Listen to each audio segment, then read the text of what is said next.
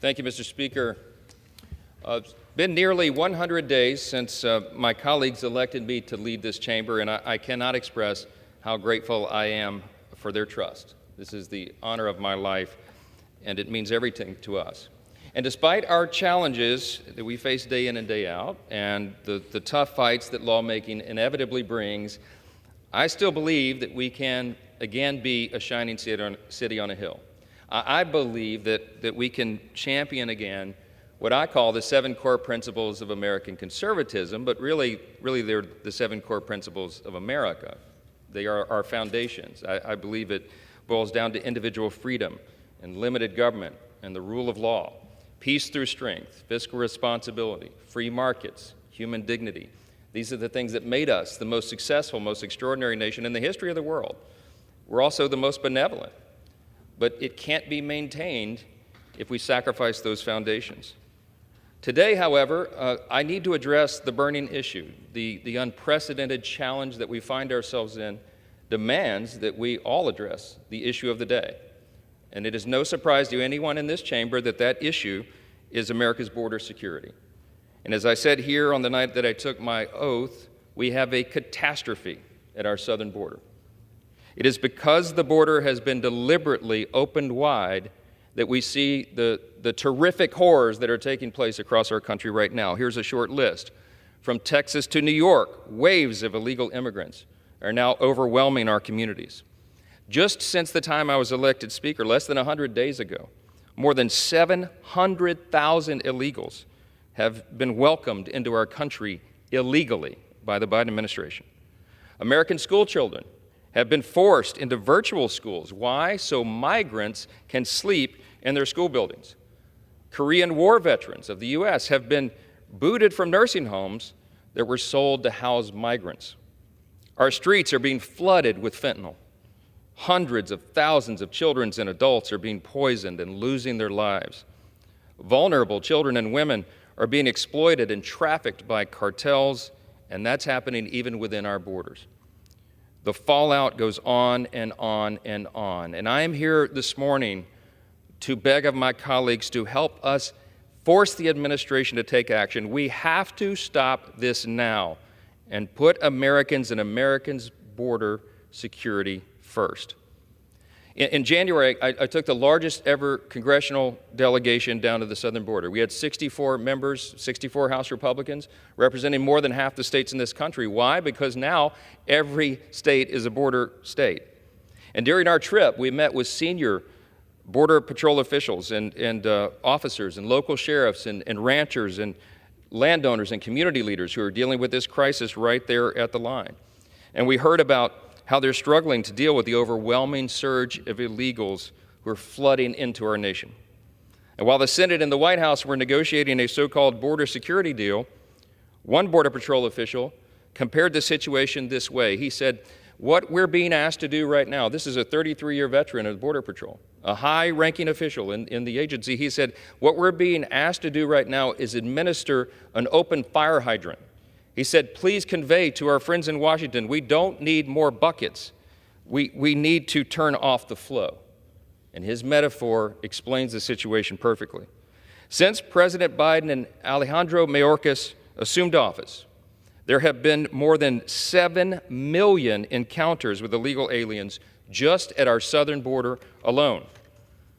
35 of our 50 states, including my home state of Louisiana, don't have a population that large. Yet that's how many people have been apprehended in just the past 3 years. Among those who've been apprehended on the southern border, but between ports of entry, more than 300 individuals who are on our terror watch list. Terrorist watch list. The frightening question is, if so many terrorists were caught attempting to cross our borders, how many have entered undetected? We suspect it is a much higher number.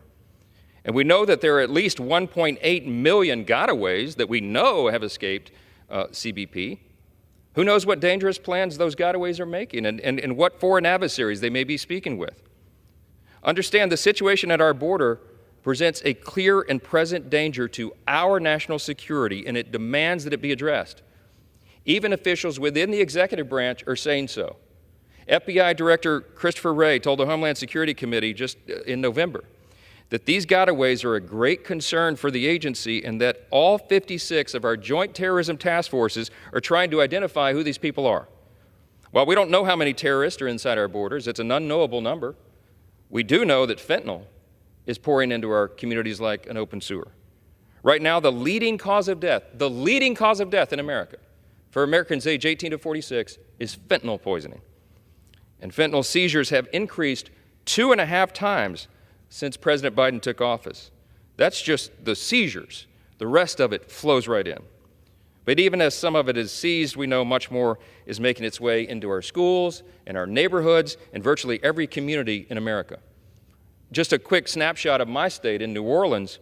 In my home state, 95% of the drug overdoses in New Orleans are caused by fentanyl. 95%. We see that this poison is ripping families apart. Victoria McCulley from Baton Rouge was only 29 years old when she lost her life to fentanyl. She was buried by her parents, leaving behind her brother and her sister and her young son. Alex Stenson is another victim. Like Victoria, he was from Baton Rouge. And sadly, also like Victoria, he died from fentanyl poisoning before his 30th birthday, leaving behind a heartbroken mom and dad and sister. Near Slidell, Louisiana, just last week, a precious 2-year-old child was found dead in her home with fentanyl in her system. Moms and dads, brothers and grandmothers, all of us are losing loved ones to a drug that is being smuggled across the border in droves. It's a parent's worst nightmare, of course, burying a child. And sadly, because of our open border, more and more parents are having to experience that unspeakable tragedy. That leads the American people to ask a very important question. And it is one that we've been asking on this side of the aisle for a long, long time. Where in the world is Secretary Mayorkas on all of this? He is the Secretary of the Department of Homeland Security. It's his responsibility to prevent these harmful drugs from flowing into our country and to secure that border. And he's done nothing of the sort. As we've heard from Border Patrol agents, he's doing exactly the opposite. He's handicapping law enforcement. He's limiting their ability to catch narcotics like fentanyl. He's making it virtually impossible. They say in their own words, and they told us down on the border at Eagle Pass, it's impossible to do the job that they were trained to do. Perhaps the Secretary is busy identifying more people on the list that he can release on parole. Because just since fiscal year 2022, Secretary Mayorkas has released into the country more than 1.5 million aliens. Just sent them out into the country on what they call parole. Remember, the Immigration and Nationality Act states very clearly that parole should only be used on a case-by-case basis and a temporary basis. But millions of illegals right now are being granted parole and spending many years in the United States before they're ever even expected to appear before a judge. Some of them are given a piece of paper that says, we'll see you in a decade. It's absurd. This mass parole is neither temporary nor selective. It is a clear violation of federal law, and it is dangerous, and it is subversive, and it's intentional. And to make matters worse, we've learned that the Biden administration is now simply releasing 85% of the illegals who come across that border right into the country. They're coming to a neighborhood near you. For reference, by the way, if you're watching the metrics, in 2013, the Obama administration, listen to this, the Obama administration detained 82% of illegal aliens. How do we go from detaining 82% to releasing 85%? It only happens if this is by design. It only happens if it's an orchestrated, intentional effort by the administration to do exactly that. And that is what the evidence shows. John Adams famously said, facts are stubborn things. And these are the facts, and you can't look away. This is only part of why Chairman Green and the House Homeland Security Committee marked up articles of impeachment last night. They wrapped that up at about 1:15 this morning, and they did very important work for our country, and we will be moving forward swiftly on those articles. It's long overdue. But Secretary Mayorkas is only part of the problem, because earlier this month, I released a memo documenting 64 specific actions that the Biden administration has taken to undermine our border security and to promote the mass release of illegals and dangerous persons into our country. 64 times. And here's just a couple of the many alarming actions. And this is all public. Everybody can go see this. The day he took office, the very first day that he walked into the Oval Office, President Biden revoked Executive Order 9844. You know what that did? It ended construction of the border wall that Congress had already paid for. Everybody's seen the images on TV, the materials out there rotting in the sun and the elements. Why? Because Joe Biden decided unilaterally he didn't want a wall. In February 2021, the administration stopped applying Title 42 expulsions to children and incentivized, by doing that, incentivized families to send unaccompanied children through Mexico under the watch of who? Cartels and traffickers.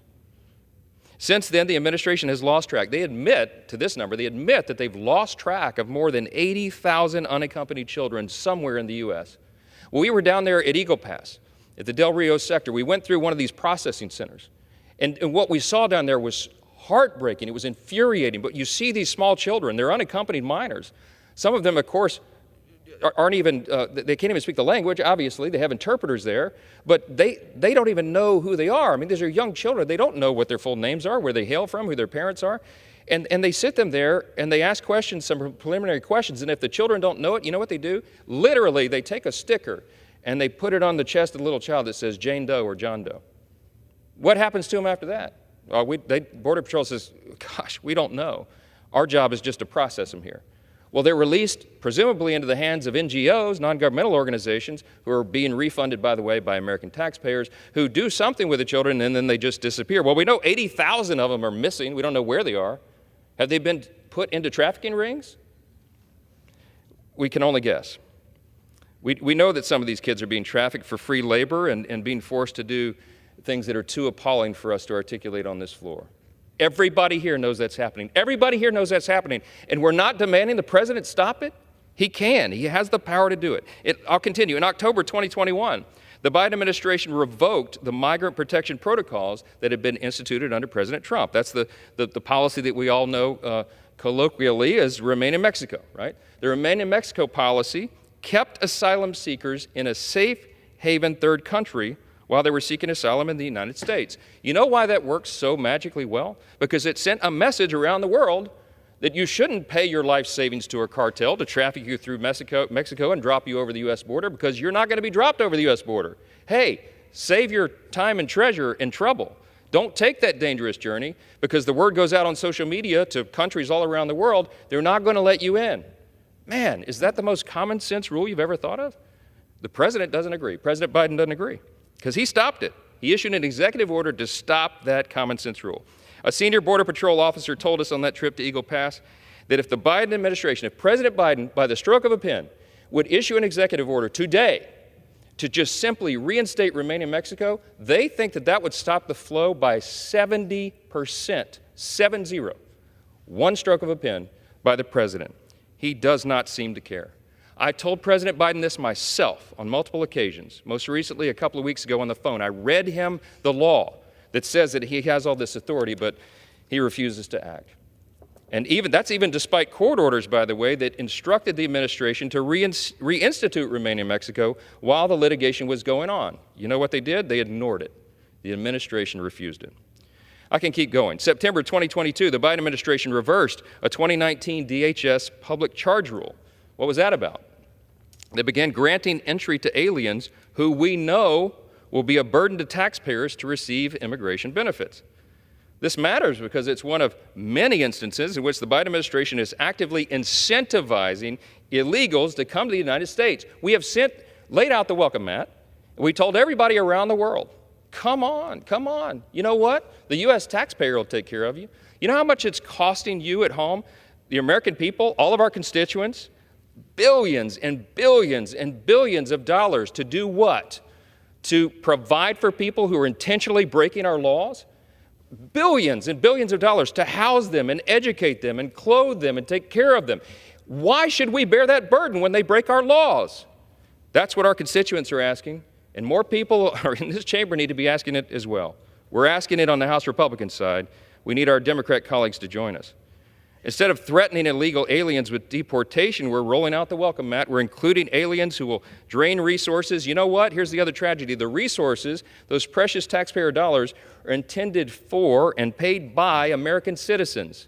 But when you drain those resources and you spend them on illegals from other countries, you cannot take care of your own. It's a travesty. You can also see this with how DHS has abused the CBP One app, right? We've got an app. We've made it even easier now. In January 2023, they expanded the use of the app so aliens could just make appointments and then be released immediately right into America's interior. Sure enough, guess what? 95% of all illegals who simply scheduled appointments through the app were released right into the United States on what they call parole. That's right. All you got to do, just download the app, because they all have smartphones, many of them coming over the border. Download the app, make an appointment, and the President of the United States will release you into a network of NGOs who will put you on a plane to the destination of your choice without any identification, by the way, while Americans are waiting in line to get through TSA, all on the dime of the American taxpayer. Ask yourself, is that right? Is that just? Is that good for America or anybody else involved? It's not. The open border, combined with the incentives to come, have produced a catastrophic year for our Border Patrol agents.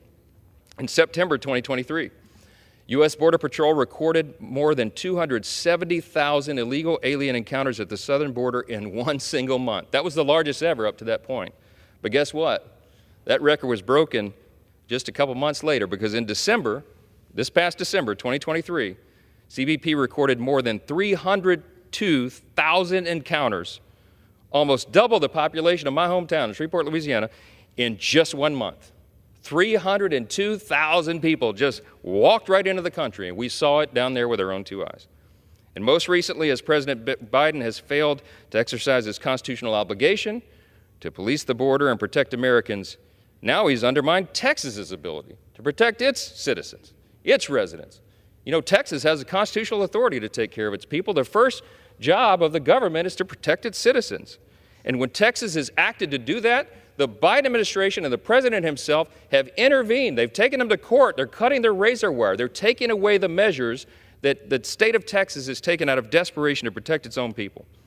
I could go on and on and on about all this, and the numbers and the actions, the 64 actions that we've documented that President Biden has specifically taken to open that border wide up. But it's crystal clear his policy choices and Secretary Mayorkas's refusal to comply with the law are driving this border catastrophe. The Biden administration has replaced detain and deport with catch and release.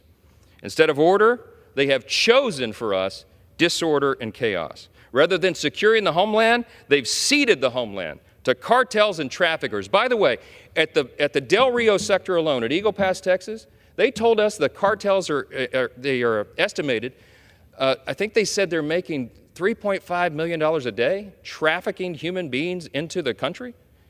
Do the math. They're making over $1 billion a year, bringing undocumented children, trafficked children, victims right into the country and bringing them in. They're doing this intentionally. They have chosen disorder and chaos. They have ceded the homeland to the traffickers and the cartels. And the Department of Homeland Security has effectively become a taxi driver to just help traffickers complete the last few miles of their human smuggling operation. And they're making billions of dollars in the process. It's all absolute madness, and it is dismantling the safety of our communities. The House Judiciary Committee, where I served before I became Speaker, recently released a report showing that right now there are more than 617,000 aliens on ICE's non-detained docket, who also have criminal convictions or pending criminal charges. That's right, you heard it right. That means that more than 500,000 known criminals, illegal aliens, are in the U.S., in our communities, free to reoffend and victimize American people. The president's actions are also creating a permanent underclass in our society. Here's another sad secondary effect of this, an underclass of non-citizens who receive many of the benefits of citizenship. He's inviting chaos and disorder within our land that is tearing at the very fabric of our society. The president can put a stop to this. President Biden and Secretary Mayorkas have designed this catastrophe. And now, rather than accept any accountability or responsibility for what they've clearly done, President Biden wants to somehow try to shift the blame to Congress for his administration's catastrophe by design. It's absolutely laughable. No one's falling for this. My counter is this. If President Biden wants us to believe he's serious about protecting our national security, he needs to demonstrate good faith and take immediate action to secure that border. But he won't do it. He needs to immediately stop the mass release of illegals into our country, but he won't do it. If he wants our House Republican Conference to view him as a good faith negotiator, he could start with a stroke of a pen. but he's got to do it quickly. Last week, I received a letter from former top FBI intelligence officials, including the former Assistant Director of Intelligence. Mr. Speaker, I'd like to ask unanimous consent that the text of this letter be submitted into the congressional record. Without objection. In the letter, the signers said that America is facing a, quote, new and unfamiliar threat. As my colleagues know, you never want to hear our intelligence leaders speak about an unfamiliar threat. But these former FBI officials told us that we are suffering, quote, a soft invasion along our southern border. They're stating what is obvious to all of us. They noted that we are experiencing a surge, listen to this, of military-aged single men who are pouring into our country over the southern border. From adversarial nations, by the way, and from terrorist regimes. When we were at Eagle Pass at the Del Rio sector in January 3rd, with 64 House Republicans, they told us that between 60 to 70% of the people coming across the border right there at that epicenter are single adult males. They're military aged. These are not huddled masses of families seeking refuge and asylum. These are people coming into our country to do only God knows what. And we are allowing it. The Biden administration is allowing it. And we've noted that they're coming from adversarial nations, from terrorist regions. We have no idea what they're planning. But in fiscal year 2023, Border Patrol encountered illegals from 170 different countries, including hundreds from Iran, Syria, thousands from Russia, tens of thousands who have come in from China. Tell me that's not dangerous. In this letter, law enforcement and intelligence leaders are warning us that we may very well suffer a preventable terrorist attack here on the homeland if we don't immediately secure that border and remove these dangerous terrorists from inside our borders. House Republicans, of course, have acted. Last year, we passed the Secure the Border Act. This legislation would address the catastrophe. It would fix the asylum and parole processes that are so broken. It would support our Border Patrol agents. The Senate could take that bill up today. Chuck Schumer and the Democrats in the Senate have been sitting on it in their majority for 9 months. They could do it right now. They could vote on that and send it to the president's desk, but they won't. Why? Because they're apparently okay with all this as well. And while there may be some who think that it's not a good time to act, I disagree. Good policy, like a strong border and securing our nation and defending our sovereignty, is always good politics. It's the right thing to do. It's the moral thing to do. It's the constitutional thing to do. It's the common sense thing to do. And I cannot for the life of me understand why the president won't agree with that. I've asked him myself repeatedly, Mr. President, do something about it. And he hem-haws and pretends that he doesn't understand what his authority is. He knows what it is. To be sure, we're not going to agree to a fix that doesn't actually solve the problem. We would be derelict in our duty if we did that, because we know what the problems are. We know how to fix them. And just like the border official told us on that trip to the Rio Grande, House Republicans are not here to supply more buckets. We are here to stop the flow. And stopping the flow is not rocket science. It takes political courage. It takes transformational policy changes, and we know what policy changes will accomplish that. This is not conjecture. It's not Republican talking points. This is what the experts at the border, at the epicenter, tell us is necessary and needed. And it is insane that we will not supply it. We're also taking action this very week. Right now, we're doing this every day. I'd like to thank Representatives Siscomani and McClintock and Moore for their hard work on very important bills that the House is considering, even this week. These bills will hold foreign persons like criminal aliens accountable for their crimes and keep them out of our communities. One of those bills is the Agent Raul Gonzalez Officer Safety Act, of course named for Border Patrol Agent Raul Gonzalez, who died in the line of duty while pursuing a group of illegal aliens. It would provide stiffer penalties for aliens who attempted to evade arrest by the Border Patrol. We'll also consider a bill to ensure that aliens who are convicted of drunk driving are both deportable and inadmissible. Believe it or not, they're not currently. The third bill would provide stiffer penalties for illegal aliens who engage in Social Security identity theft. The fourth bill would ensure that aliens who have ties to Hamas and the Palestinian Liberation Organization will not be granted entry into the United States. These bills are obviously common sense measures to protect the American people. They should gain support of Republicans and Democrats, but my guess is not many Democrats will support it. And the Republicans in the House will continue to press for secure borders to ensure America's immigration system serves the national interest and does not benefit aliens who are a danger to our own people. Now, last Friday, President Biden came out in support of the Senate's deal, which we haven't seen yet.